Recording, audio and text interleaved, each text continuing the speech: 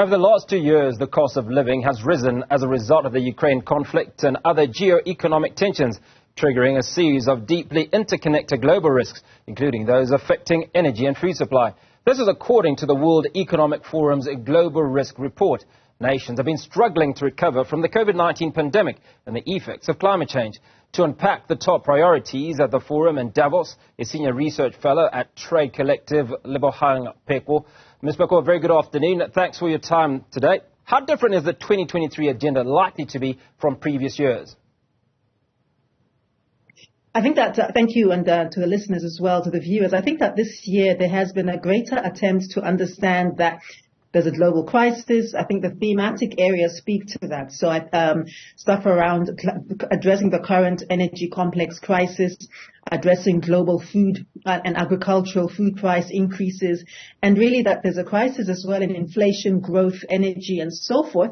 But I think the fact that it's been named as the opportunity to discuss global governance issues in a way that recognizes that the COVID-19 pandemic is not only the only defining factor of recent years, but that it really is a crisis of other forms of governance, economic governance, very market orthodox governance that failed the world, and that particularly failed African and Asian countries over the last 20, 30 years.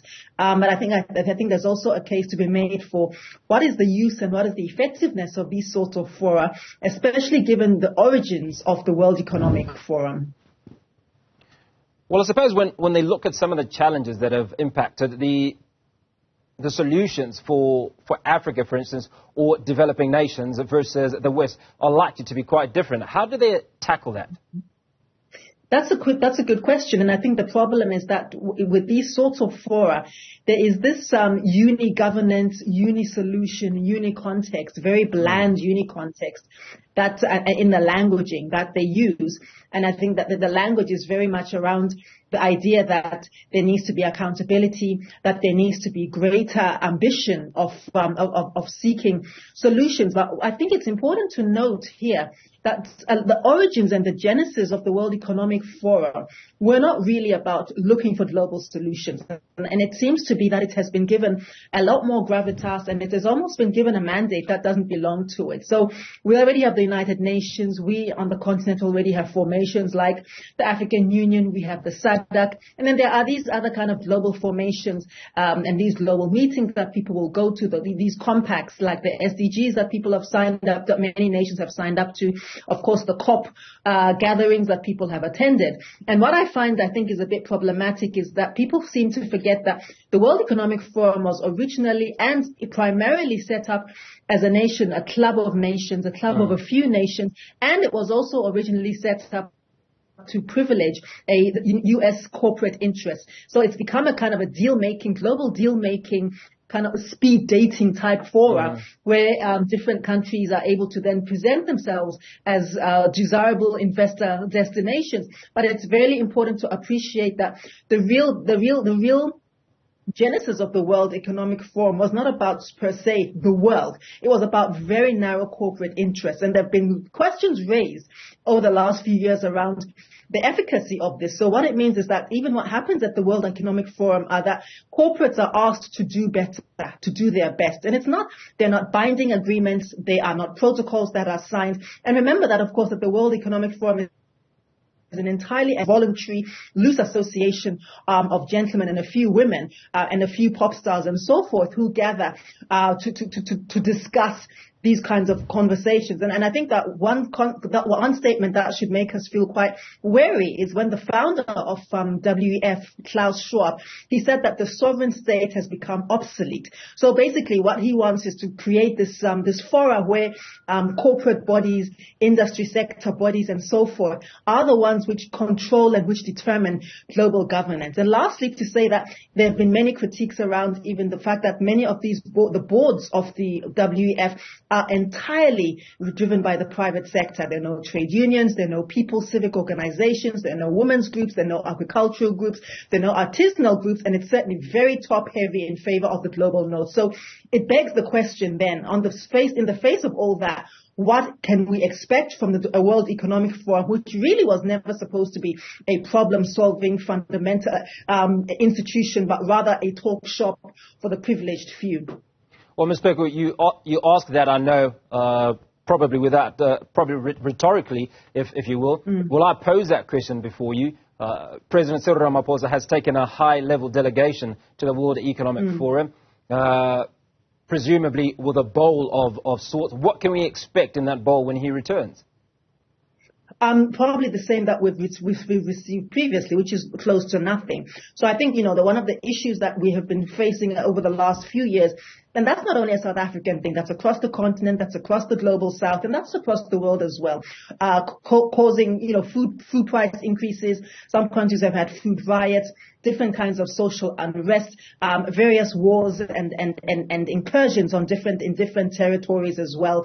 There are a plethora of multi-stakeholders initiatives that have emerged in response. As a country and as a region, of course, because it's a very market-friendly, market-orthodox approach, they would be looking for some more investor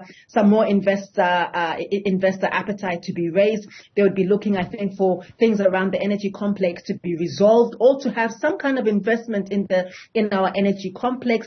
Would also be looking, I think, knowing the president, I think, or his approach, would also be looking for ways in which the GDP can be grown, and that would include then investment in sectors which are labor and capital intensive as well at this time. And I think lastly, I think the agricultural crisis and the food crisis, which means that which has led to the consumer price index, where people have far less to spend in their basket of foods and baskets, and which means that, of course, that our inflation figures look like they're going to continue going up, and so forth, which means, of course, for people, homeowners, car owners, repayments become very onerous. So looking for mechanisms to reboot the economy in ways that enable the economy to begin to be much less sluggish. But none of this is fresh and new. It's a case of how to then hold to these commitments, but also to ensure that the World Economic Forum is not the be-all and end-all. What is our domestic sovereign policy, and how does it align with our vision going forward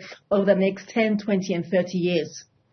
Ms. Pheko, you talked about private sector involvement in the World Economic Forum.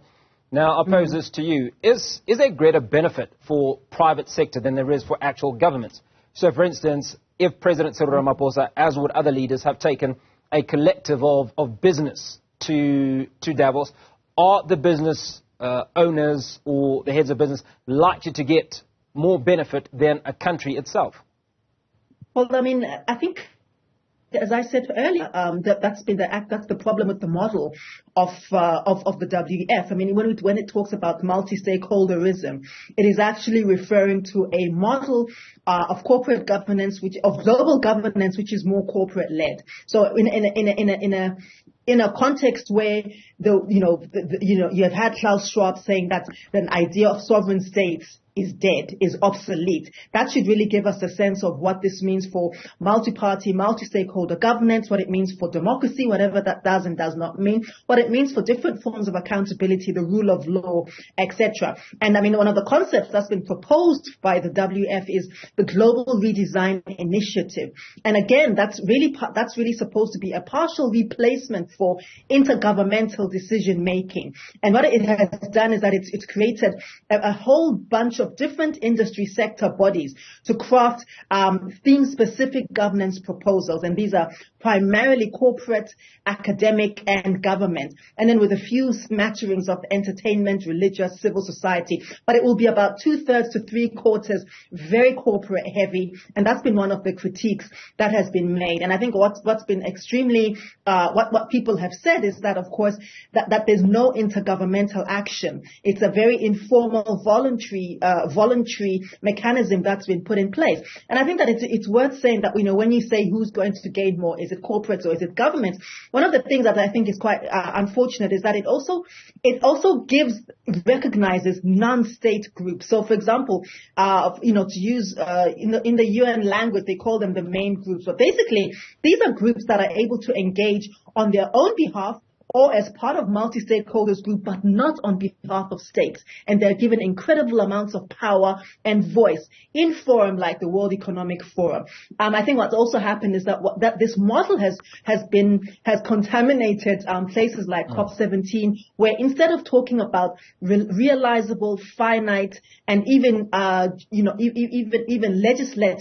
legislatable protocols that can be put in place for which there are sanctions should states fail to meet those requirements, we then are going into the realm of states being told that just do better, corporates being told that just do better in 5 years and we'll see. These non-finite, non-binding protocols, and the World Economic Forum has not given states enough power, or perhaps states have ceded their power, but it gives corporates every levity to decide whether or not they're going to keep polluting, the extent to which they're going to create corporate social responsible indicators and environmentally responsible indicators. So I think to answer your question, I don't think that states have as much power. Pop stars at this state, Bono and Brad Pitt possibly have more power than some states in terms of voice at the World Economic Forum. Ms. Pheko, I appreciate your time this afternoon. That was Senior Research Fellow at Trade Collective, Ms. Lebohang Pheko.